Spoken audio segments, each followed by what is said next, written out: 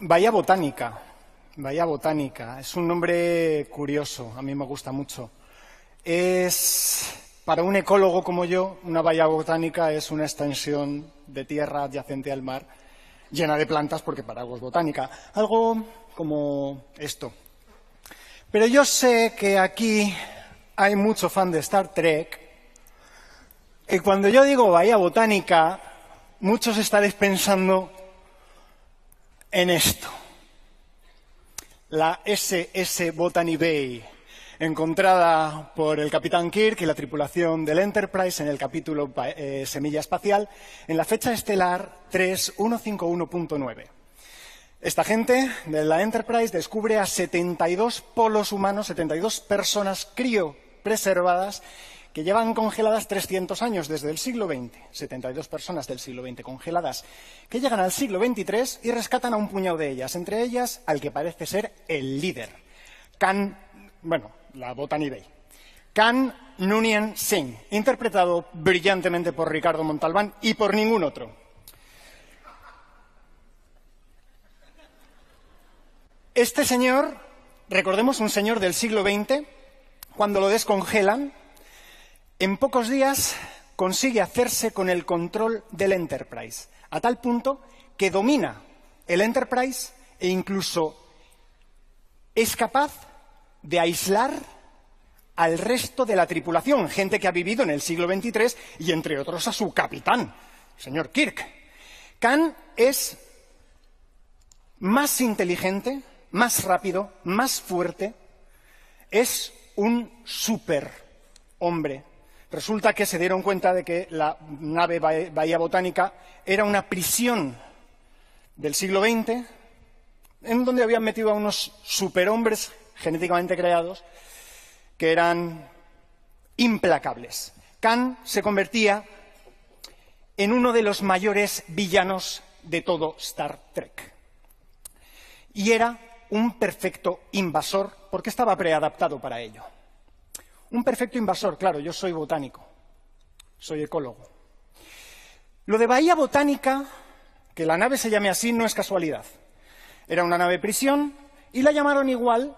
Gene Roddenberry, el creador de Star Trek, quiso ponerle el nombre de la Bahía Botánica. Esa bahía grande que veis, que está en Australia y es donde los británicos, en el siglo XVIII, colocaron su colonia penal. Y, por supuesto, pues es una zona de tierra con muchas plantas y abierta al mar. Volviendo a esta realidad, la Bahía Botánica fue colonizada, en primer lugar, en el año 1788. 11 barcos, denominados la Primera Flota, porque como no había habido flotas antes, pues ya ves, comandados por el capitán Arthur Phillip, que llevaba consigo pues, un montón de presos, por supuesto también una ingente cantidad de marineros y un montón de animales, porque claro, la gente tiene que comer. Y ahora me gustaría hacer un acertijo. Estas son las 5 especies que sepamos que introdujeron los de la Primera Flota en la Bahía Botánica. Quiero que adivinéis, porque claro, yo soy ecólogo y he venido aquí a hablar de especies invasoras. Qué raro. Quiero que adivinéis qué especie de estas 5 no se convirtió en invasora a raíz de la introducción de 1788. Manos arriba por la cabra. La cabra no se convirtió en invasora. Bueno, hay alguno. ¿Quién vota por la oveja? La oveja no. La oveja no. Por aquí hay algunos. Bueno, hay más. Hay más ovejas que cabras. ¿Quién vota por el conejo? Hay alguno, vale, algunos conejos. ¿Quién vota por el gato? Muchos gatos, veo bastantes gatos. ¿Quién vota por la rata? Vale, ha ganado la rata. Bueno, pues lamentablemente la mayoría os habéis confundido. Claro, lógico, porque hay 5 opciones y solo habéis votado una. El conejo. Claro, y ahora me estáis diciendo, pero Bari, tío, si todo el mundo sabe que en Australia el conejo... Vamos a calmarnos. A ver, cuando introdujeron las cabras y las ovejas, estas se convirtieron en unas voraces depredadoras de plantas, si quieren venir, que esquimaron con todo. Claro, no tenían depredadores naturales. En el momento en que saltaron un poco las verjas, que no se les daba el saltar, se encontraron con un campo abierto y su única competencia eran los canguros. Se convirtieron en unas invasoras brutales. El gato, en un ecosistema insular, es una máquina de destrucción masiva.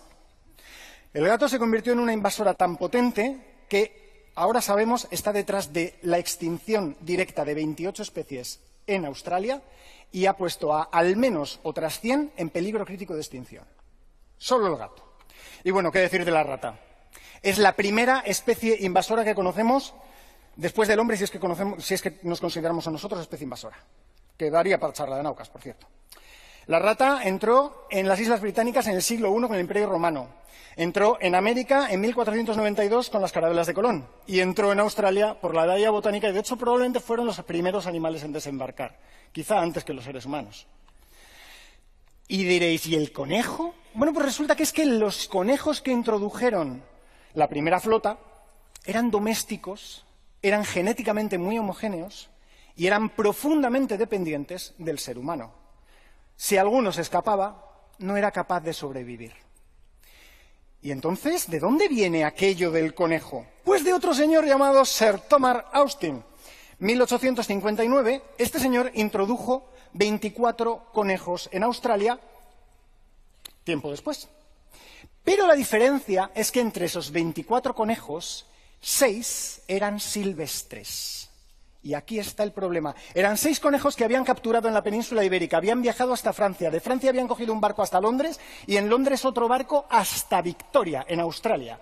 Tela con el viaje. Vamos a hacer un experimento mental. Yo tengo 100 conejos.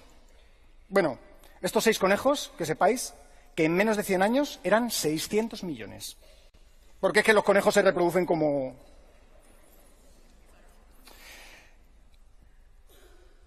¿Os suena de algo? ¿Can?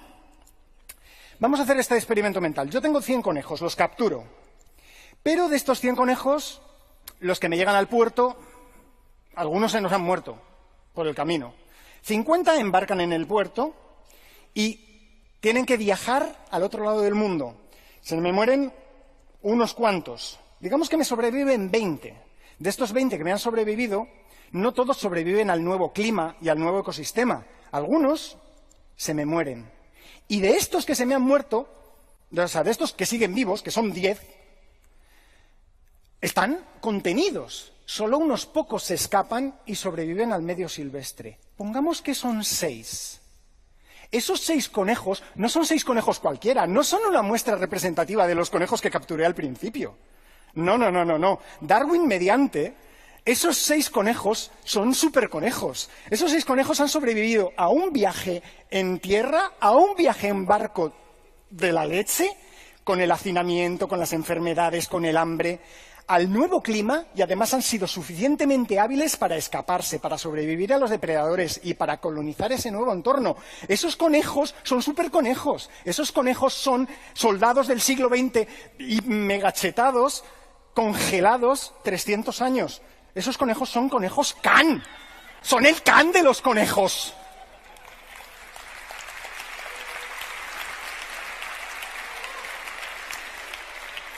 Esto que yo he ejemplificado con los conejos sucede con todas las especies. A esto se le llama sesgo de introducción. Y este sesgo de introducción es muy importante tenerlo en cuenta porque significa que yo no puedo coger una población invasora de un lugar y reintroducirla en el ecosistema original, porque me lo cargo. Porque me cargo la carga genética de la población original. Porque estoy cogiendo 6 superconejos y los estoy metiendo en la península ibérica donde son conejitos normales. Estoy liberando a Can en la Enterprise. De hecho, hay especies que son invasoras en algunos lugares y están en peligro de extinción en otros. Y es un problema, porque no sirven esas invasoras para repoblar. Pero si hay algo que nos enseña Star Trek, y en este caso, este capítulo, es que no es buena idea despertar al monstruo dormido, no es buena idea transportar algo, ya sea en el tiempo o en el espacio, sin esperar que no tenga consecuencias. Hay que valorar siempre las consecuencias. Porque todo esto empezó con el capitán de una nave que se encontró con la Bahía Botánica. Muchas gracias.